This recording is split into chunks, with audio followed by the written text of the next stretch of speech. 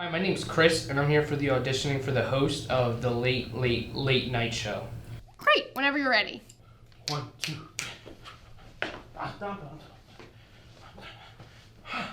Alright.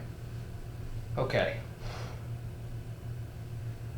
Good evening, ladies and gentlemen. My host, or I am the host. I think you might be in the wrong place. What do you mean? This isn't the Caillou musical audition? No. Gosh, I'm gonna be late.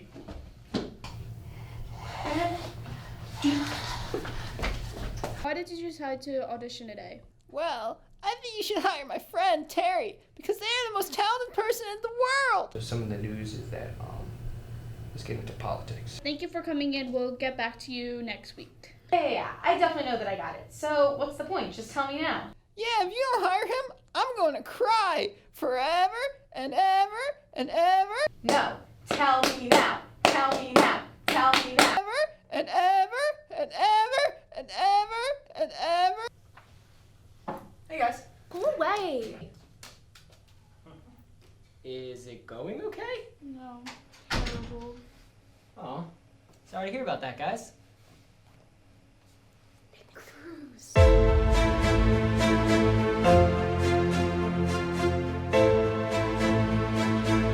Hello, everybody, and welcome to the Late Show with Nick Cruz. I'm your host, Nick Cruz, and I have a very special guest on with us tonight, a dear friend of mine and a dear friend to the PW community, Aryaa Moudgal.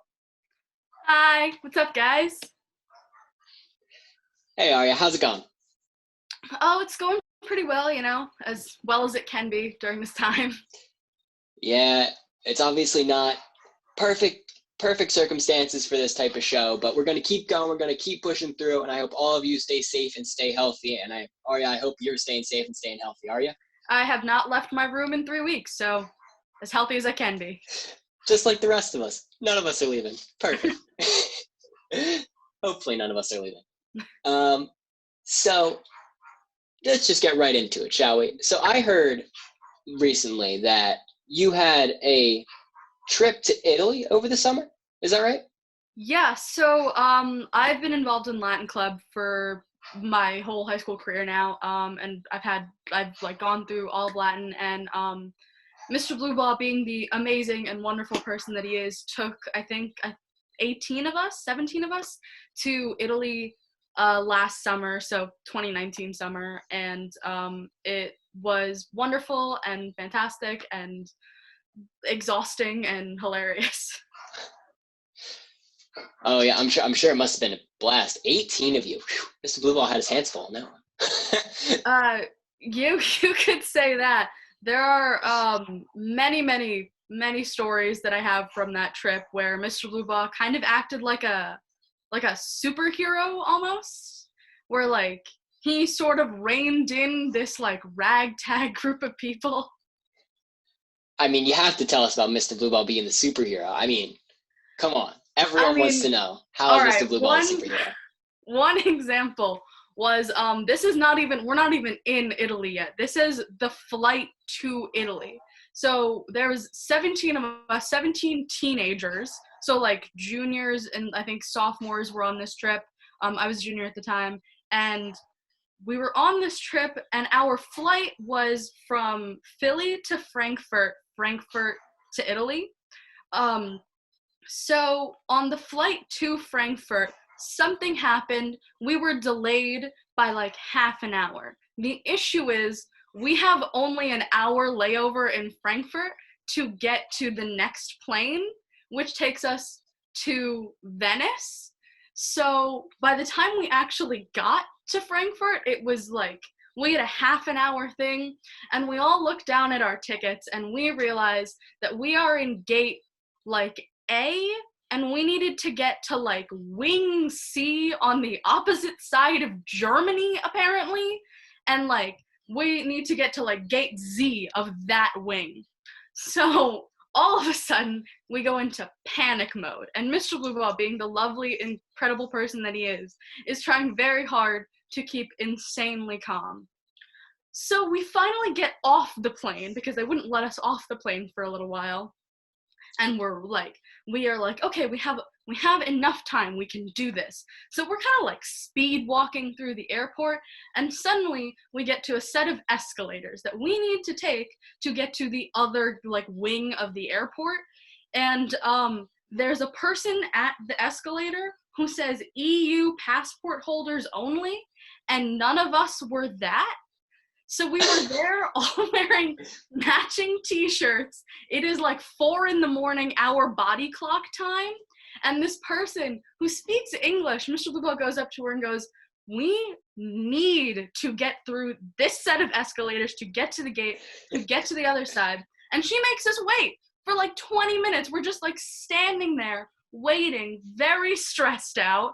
Finally, she lets only 15 of us through, and Mr. Moudgal looks at his shirt and points at the other chaperone, Mr. Bullen, and is like, they have to get through because we're wearing the same t-shirt. So now they get through. We have 10 minutes left to catch this flight. Now we're running. We're fully running through the Frankfurt airport. The scene in Home Alone where they're like running through the airport, that was us, except like not children, full teenagers dragging giant suitcases behind us. It was a mess. Suddenly, we get to the customs gate. And I was not born in this country. I was born in India. I moved here when I was 1.5. So I don't have an American passport. I have an Indian passport. And so we're in line for customs, and we get to the customs gate, and I'm there, and they ask us all, you know, the same questions, which is, where are you going? And I respond, Italy. And they go, oh, are you with the tour group that is over there? And I look down at my t-shirt, which is the same t-shirt as everyone else's, and I say, yeah, I'm with that high school. And they go, oh, okay, that's really nice. Like, how did you get involved with that? And I said, well, I go to that high school. And they say, but you have an Indian passport. And I go, yeah, but I live in America. And they go, but you have an Indian passport. And I go, yes, but I go to their school. And they say, how is that possible? And I look them in the eye and I say, listen to me. I am going to describe to you how freedom works. And they go, okay, fine. You're a part of this high school. And they let me through. Suddenly, Mr. Moudgal looks at Zane Reichley and Jake Davis, who are just, they're, like, out of all of us, probably the most athletic. Where none of us are athletic, but they're the most athletic. And he goes, run to the gate. We're going to just catch up. Tell them to hold the plane. And so Jake and Zane run. Suddenly, we're still, like, running behind them, but kind of slowly. We're in the last stretch of the hallway, the very last stretch. Zane and Jake have made it to the gate. The person at the gate says, how many people are you waiting on? And he goes, 15 more people. And they go, oh, they better hurry. So now, it's the last stretch of the hallway. We see Zane and Jake going. And suddenly, Mr. Moudgal puts down his bags, takes like a moment of silence-esque pause, lifts up his bags, and says, is everyone ready? Looking directly at, I think, Caroline Borio. And Caroline says, what? And then Mr. Moudgal says, go. And then everyone just bolts. I mean, the fastest I have ever run was that. I mean, I like think about the mile runs that we used to have to do. That, but like carrying luggage, there's 17 of us. It's hard. It's 4 a.m. in your brain, actually. We were running and running and running and so out of breath. And we got to the gate, and the gate person said, thank God, even though we weren't going to leave without you, there are 20 of you. Man. So, Mr. Moudgal ended up saving us that trip, I think. Otherwise, I genuinely don't think we would have made it to the plane. And the gate person would have just said, okay, let's leave that high school behind. Probably would have been in Germany till, I don't know, maybe today. Maybe you would have been living in Germany. I know. I suggested maybe we should just turn this into a German vacation instead of an Italian one. No one seemed to agree. Oh, well, you try. Mr. Mr. Blueball instilled in all of you the strength of an ox to carry forward right there. Mr. Blueball will do things and I'll just be like so bewildered at the fact that he is able to like do it. He's a wonderful club sponsor and just like an amazing teacher, and I'm so grateful that he took us on that trip. But that was day one. That was actually like hour one of that trip. Whew. Well, it could only go up from there. It can only go up from there, yeah. Could only go up. Oh man, that is an awesome, awesome story. I cannot believe you even made it through the trip. I think I would have just laid down the bags and just said, "Yep, no, all right, I'm good. It's over." Believe me, there were moments when we were all thinking, "All right, this is the end. Good job, guys." This is the end of the trip right here. Hey, we got to Germany. Far enough. Halfway. All right, so since everyone's kind of sitting alone home and we're all bored and none of us really know what we're doing, what are you doing? What have you been up to? Well, a lot of nothing, I think, is the general consensus. I have a lot of paints in my house, because my mom is very artistic. I've been painting a lot. As you can see, I like to fill up my room with very bad paintings and just sort of leave it there for forever. So that's been a lot. And I think that like sort of putting yourself into something artistic during this time helps you express some of the feelings that you're internalizing, because you can't talk to your friends right now, but I think that pursuing something like creative at this time is very important. Very true, very true. I think we all need to invest in something because there's not really much to do, so we have limited options. Yeah, get some hobbies, guys.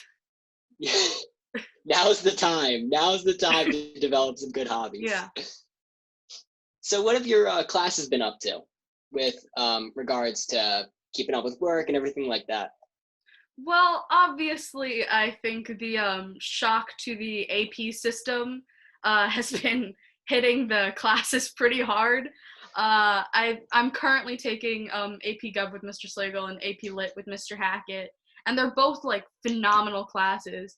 But just like the Lit exam used to have 3 essays and a multiple choice section, and now it's one 45-minute long essay, which is both nice and not nice, because of course there's the like wondering about classes. So those 2 classes are prepping for like this new very stunted style of AP exam. And of course this is really my second semester senior year, and I think what's happened is I had senioritis, and now I've developed the opposite of senioritis, where I want to go to school. I mean, it canceled out. Yeah, it really canceled out. Like I was so ready to just never go, like just I'm done, I'm graduating, this is it. And now I'm like, oh my God, I need to go to school so that I can function. But of course, like it's for the safety of others. And I think the teachers are doing a really good job of that. Of course, we have Zoom and other like ways to communicate, but it's mostly been independent work, going through PowerPoints, writing a couple like short essays, and it's really just all of us sort of pitching in and trying to do what we can in this very weird time. Oh yeah. I mean, I think everyone's trying their hardest, and it's definitely it's difficult. It's definitely something not super easy with that. Yeah. So I heard one thing you were doing is you were making rainbow looms. Is that something I heard correctly? That is correct. I was not like the best. So rainbow looms came out when we were like 8 or 9, somewhere around there. And it's I just found a rainbow loom pick on my bed, because I don't clean. But basically, what happened was still haven't stopped. Yeah, my friend had like a giant rainbow loom set, and I had gotten rid of mine years ago because I was never really good at it. But now she gave me hers, and it's very professional, and it's giant, and like an enormous set of rubber bands, and I've just been, looming, vibing and looming. Vibing and looming. That's all you can do. Vibing and looming. Yeah. See, there you go. There's your new hobby. Now you've got your new hobby of Yeah. vibing and looming. Exactly. I mean, I think what's happened is I've like regressed into like my 5th grade self. I've been rereading Percy Jackson. I've been rainbow looming, just the casual 10-year-old vibes. Just going back to the good old days where you did just stay inside all the time. So why not just go back to what you were doing back in that time anyway? Exactly. So have any of the many clubs you've been involved in, like Latin Club or any of those clubs, have they been keeping up with anything, having you do stuff, just stay in touch? Well, obviously, it's been very hard to sort of like organize club activities over Zoom, but UNICEF Club, we have sort of been communicating on sort of various links to go through, because as of now, like the UN is trying their best, as well as the CDC, to sort of give out as much information as possible about COVID-19. And in terms of Latin Club, we hosted, me and Megan Flanagan, who's I think the secretary or treasurer, or there's really no titles for any of us, but we hosted a Latin Club trivia event in early February, and we were thinking to possibly do that just online now, like over Zoom, and have it be honor-based and just no prizes, but like sort of a like way for all of us to sort of interact and like keep it together, keep the Latin Club Something to spirit engage alive. with the community. Yeah. That's awesome. I think it's really good to kind of keep in contact, keep things up, because we want to resemble some sort of normalcy, I'd say, right now. Mm-hmm. So I think that just about wraps up all the time we have for today. I thank you so much, Aryaa, for making the time to call me and talk to me. Thank you for having me. This was great. Absolutely. Anytime you want to come back on, call me. You're right back on. Anytime, Aryaa. Loved having you on. And I will see everyone later. I hope you all stay safe, stay healthy. This has been the Late Show with Nick Cruz. And I hope you all have a fantastic day, fantastic night. I will see you later.